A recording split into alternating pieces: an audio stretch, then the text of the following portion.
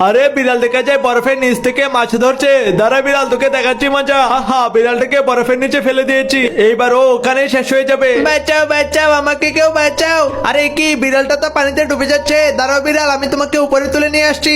তোমার শরীরটা তো একদম ভিজে গিয়েছে। দাঁড়াও, তোমার শরীরটাকে আমি মুছে দিচ্ছি। এই যে আপু, তোমার কারণে আজকে আমার প্রাণটা বেঁচে গেল।